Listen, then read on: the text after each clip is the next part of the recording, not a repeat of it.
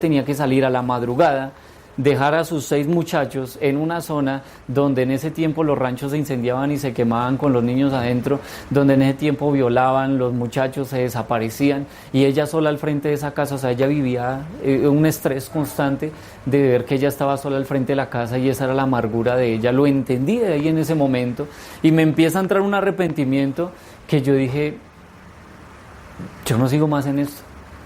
Y me levanté de la cama y le dije, mamá, no quiero hablar con nadie. Yo hablé así y me bajo para mi cuarto y cuando llego a mi cuarto me desgajé a llorar. No pensaba en Dios porque Dios para mí no importaba nada en ese momento, pero sí me arrepentía porque me di cuenta que lo que estaba haciendo era malo. O sea, lo entendí. Y empiezo a llorar y entonces empiezo a hablar con el diablo porque yo hablaba con el tipo, yo hablaba todo el tiempo, toda mi vida era una oración al diablo. Y entonces comienzo a hablar con el hermano y le digo, hermano, yo no sigo más en esto, yo ya renuncio a todo esto. Por eso ponía la cita de Jeremías 29:11, porque dice la palabra de Dios, mis planes, porque yo sé bien los planes que tengo para ustedes, planes de bien y no de mal, para darles un futuro lleno de esperanza. Mi pensamiento en ese momento era volverme un muchacho normal, pues un cigarrillito, una rumbita de vez en cuando, un poquito más social, pero pues ya nada de satanismo ni nada de eso, ni venir aquí a alocarme, ni pegarle a mi mamá, tal. Esos eran mis planes, pero los planes de Dios siempre van más allá. Entonces yo le dije al diablo, yo no sigo más en esto, yo ya no sigo más en nada de esto. Y me acuesto a dormir. Eso se me pasa una tarde, esa tarde no me pude ni fumar una marihuana, ni siquiera un cigarrillo, nada. Eso se me pasa una tarde ahí llorando, arrepintiéndome. Y me acuesto a dormir en la noche. Y cuando yo me acuesto a dormir, se me paró el diablo al frente. Entonces se me para al frente, que con cachos, con cola. No, el man, una persona bien vestida, decente, el tipo no tiene afán de nada, uno pega que viene acelerado, viene, habla, no tiene afán de nada, con una calma tremenda. Y me dijo, ¿va a renunciar? Yo le dije, sí. Me dijo, vamos a dar una vuelta. Y entonces aclaro por qué él me mostraba eso, porque dice la famosa historia, dice que alguna vez una mujer fue a la iglesia y le dijo, Señor, deme un mercado, mire que necesito un mercado urgente, mire que estoy mal, que deme comida, usted es poderoso, Señor, deme un mercado. Y había una bruja, porque como ellas también van a misa, entonces estaba la bruja ahí al lado y dijo, yo le voy a mandar un mercado para que se dé cuenta que Satanás es más poderoso.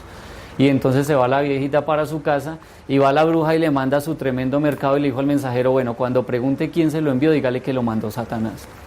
Y entonces dice que el mensajero llega con el mercado, se lo deja, la viejita coge el mercado, empieza a empacarlo y el tipo ahí parado le dice, ¿y usted no va a preguntar quién le mandó el mercado? Y dijo, mijito, ¿para qué si cuando Dios manda hasta el diablo obedece?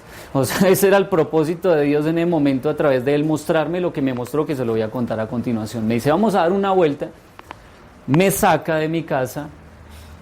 Todo esto que le cuento, vuelvo y le digo, no estaba trabado, no estaba borracho, estaba en mis 5 sentidos.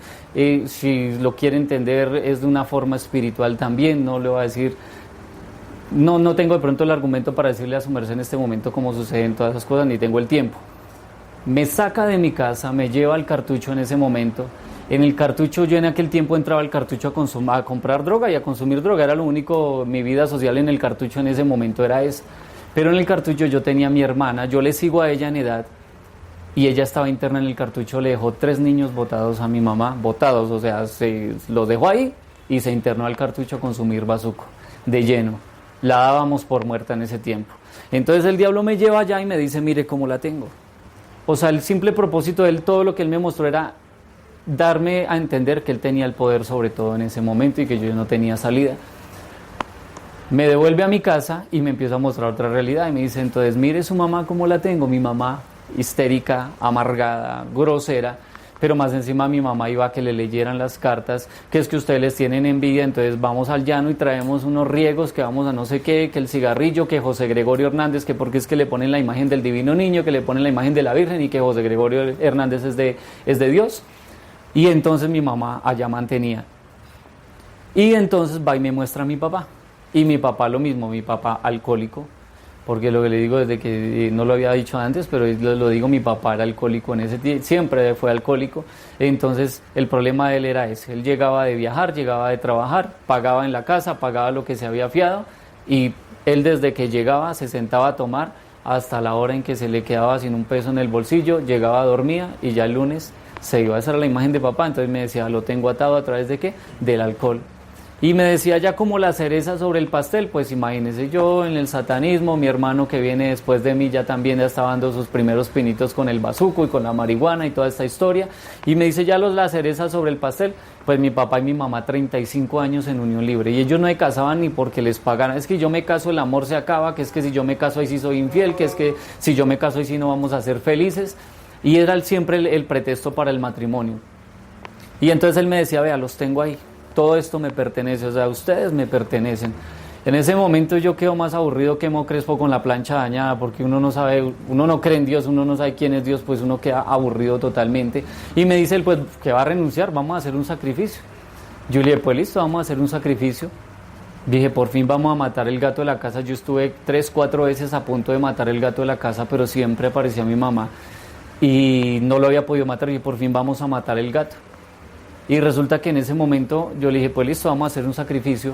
Cuando yo le digo sí, en ese momento me veo acostado en mi cama, cruzado de pies y de brazos, privado totalmente. Privado es ese sueño donde usted trata de moverse, trata de gritar, pero no puede, pero uno sabe que está despierto. En ese momento veo en mi cuarto era un lugar oscuro, yo no toleraba nada de luz, y en esa oscuridad se levanta una mano con un cuchillo grandísimo, por eso el Señor que qué negra será la oscuridad misma, porque es una oscuridad casi palpable. Se para una figura ahí, mi pacto era con la muerte, yo invocaba mucho la muerte, trabajaba muchas cosas a través de la muerte, y ese era el espíritu, el demonio con el que yo tenía más relación, y entonces se para la muerte, me va a llevar, y en ese momento, estando yo acostado, sobre mi cabecera se para una persona. Cuando la mano con el cuchillo bajó a matarme, esa persona que se paró ahí, llamó a Dios, pegó un grito fuertísimo y dijo, Dios. Cuando esa persona gritó, ahí mismo el demonio ahí sí se reveló, me trató mal a mí, a esa persona le refutó, o sea, ¿por qué lo defienden si usted sabe quién es él? Y se fue. En ese mismo instante yo me siento en mi cama y por inercia, nunca se me ocurrió mirar hacia atrás, pero por inercia lo primero que dije, uy, ahora yo qué hago, pero asustado, y ahora yo qué hago. Y la misma voz que dijo Dios, en ese momento me dijo, confiésese y comulgue. Clarito me lo dijeron, confiésese y comulgue. Para mí era algo que no era muy fácil, porque yo era el que decía, yo que me voy a confesar con un cura que es más pecador, un man que es más pecador que yo. A mí me llegaban a hablarme de Dios en una iglesia, yo hablaba pestes de una iglesia, de lo que fuera de Dios, yo hablaba pestes, me fascinaba consumir drogas con las hojas de la Biblia, la marihuana, me deleitaba trabarme con las hojas de la Biblia, coger la patada, ese era mi deleite, burlarme de las cosas de Dios. Entonces no era tan fácil que me dijeran en ese momento, confiésese y comulgue. Para mí eso era un proceso totalmente difícil de hacer. Y recuerdo que en ese momento pues entro en un choque, porque entra el orgullo, que se va a confesar, pero que se va a confesar, si siempre lo conocieron hablando mal de, siempre los han sabido que habla mal de la iglesia, ahorita va a ir a humillarse allá, que no sé qué, empieza un chantaje en ese momento, una presión en ese momento, pero el problema es que yo entré desde ese instante en unas ganas de matarme tremendo, o sea, un vacío tan grande en mi corazón, que es el vacío que llevamos muchos, pero que no lo reconocemos. En el momento era un vacío donde yo estaba con todo el mundo, mi familia, mis amigos, lo que fuera, pero me sentía solo totalmente, y eran esas ganas de suicidarme, matarme, la muerte, me corto las venas, me enveneno, me ahorco, bueno, me mato. Recuerdo que en ese momento empieza otra vez esa voz, vaya y confiésese. 15 días, yo sé que esto me pasa, 20 días no me pasaba, cada vez me aumentaba día y noche, no dormía de todo, ya al último me desesperé y dije, me voy a matar. Nuevamente a vos, confiésese y comulgue. Me fui a la iglesia y dije, listo, si voy a confesarme, si no pasa nada, vengo y me mato. Y efectivamente me fui a la iglesia, padre, quiero confesarme, y comienzo a hablar con el padre. Literalmente, no miento, literalmente yo escuchaba aquí una voz que me trataba mal, y aquí una persona que simplemente me decía, siga hablando. De pronto yo podía sentir esas cosas porque venía de un ambiente espiritual, si lo podemos decir de esta manera. Venía de un ambiente espiritual donde estaba acostumbrado a escuchar lamentos, a escuchar voces, a escuchar demonios, a verlos. Entonces estaba de cierto modo acostumbrado a esa vida, entonces no sentía miedo en ese momento. Pero literalmente aquí escuchaba una voz de una persona que me trataba mal, y aquí otro, cállese, aquí, cállese, no se humille, y aquí simplemente me decían, sigan, con una calma que me daba fuerzas para seguir hablando. Y empiezo a sentir en la confesión que algo se me va desgarrando desde acá, desde el estómago, va subiendo, sube, pum, de un momento a otro estallé a llorar. Lloré como nunca en esa confesión, nunca en mi vida había llorado como lloré ese día.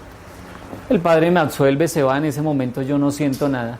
Lo curioso es que cuando yo piso de la iglesia a la calle, yo sentí una paz tan grande, que yo dije, esto no lo quiero perder. Ni en la traba, perdónenme la expresión que utilizo, ni en la traba más áspera que yo hubiera tenido, porque en mi fiesta de grado yo duré 3 días metiendo perica, marihuana, trago desordenado, y ni siquiera en una de esas trabas que hubiera podido tener, experimenté lo que experimenté ese día después de una confesión, una paz, una alegría, un gozo tan tremendo que yo dije, esto no lo quiero perder.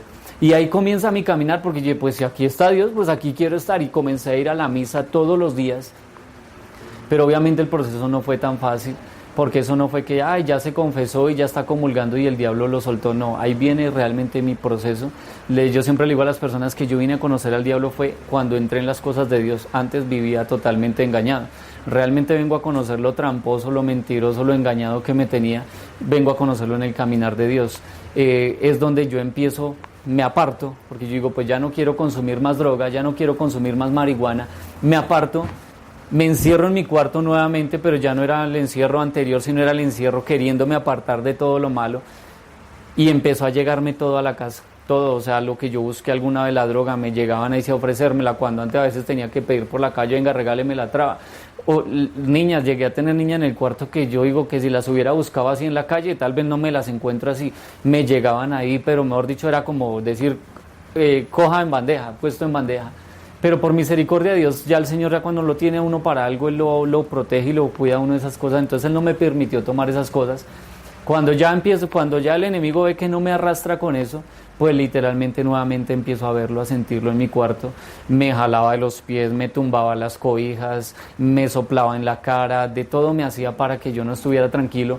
Eso al principio paré como normal, pero después de unos 8 días, 15, uno ya empieza otra vez con una desesperación. Y yo iba a la iglesia y Señor, ayúdeme y no sé qué, pero no entendía que así como yo lo había llamado alguna vez, tenía que sentarme y renunciarle también al enemigo. Entonces ahí es donde comienza todo mi proceso. Alguna vez estaba llorando en la iglesia porque le dije, pues, Señor, ya no quiero más, yo tengo ganas de volver a esa vida, algo dentro de mí me llama a esa vida, pero yo ya no quiero volver más a esa vida. Y estaba llorando en la iglesia y una viejita se me acerca y me dice, ¿por qué está llorando? Y le dije, pues me pasa esto y esto, y yo, usted está sufriendo por nada, póngase a hacer el rosario. Sí, pero hacer el rosario y yo tan joven, y el rosario es por allá para las viejitas, en los novenarios, los difuntos, ve uno el rosario, pero yo el rosario. Y recuerdo que otro día entré en esa crisis, que la iglesia en ese tiempo yo iba a la misa, era en las tardes, a las 6 de la tarde. Y entré en esa crisis que yo dije, no, me acordé del rosario y me puse a buscar, no sé cómo encontré el rosario en una emisora en ese tiempo, no recuerdo ni en qué emisora fue. Y yo me pongo a hacer el rosario y cuando terminé el rosario tenía paz nuevamente. Y yo dije, pues esto sirve. Entonces ya el Señor me regaló 2 herramientas poderosas en el momento que fue la Eucaristía y el rosario. De ahí para allá pues ya continúa mi proceso. Tengo el tiempito para seguirlo diciendo. Entonces continúa mi proceso, comienzo con mi rosario, comienzo con mi Eucaristía diaria y entonces ya empieza Dios a redarguir en mi corazón y empieza a mostrarme que mi hermana también tenía que entrar en el camino de Dios. ¿Cómo llega mi hermana al caminar de Dios? Llego a mi casa y me empiezo a encontrar a mis sobrinos llorando y mis sobrinos me reclamaban a mi hermana y entonces ahí es donde Dios me empieza a volcar a orar por mi hermana en aquel tiempo. Estamos escuchando el testimonio de Alex López, este joven que, como ustedes lo han escuchado, vivió una vida totalmente oscura, inmersa en la drogadicción, en el satanismo, pacta con el demonio, pero Dios en su infinita misericordia lo mueve, lo llama, y este hombre conoce 3 armas poderosas dentro de la Iglesia Católica: la confesión, la Eucaristía y la Virgen a través del Santo Rosario. Alexander, ¿y cómo usted terminó de conocer al Señor y cómo le sirve usted hoy día al Señor Jesús? Bueno, entonces ahí viene, les decía, empiezo a orar por mi hermana y les dije anteriormente que ella la dábamos por muerta. Comienzo a rezar el rosario todos los días. Mis sobrinos, yo llegaba a 10, 11 de la noche y mis sobrinos, tío, mi mamá cuando viene, y me lloraban y me la reclamaban a mí. Eso me partía el corazón, nunca me derrumbé delante de ellos. Yo sé que ya volver, y los acostaba y los dormía. Yo me bajaba a mi cuarto y empezaba a ofrecer el rosario por ella y la Eucaristía por ella.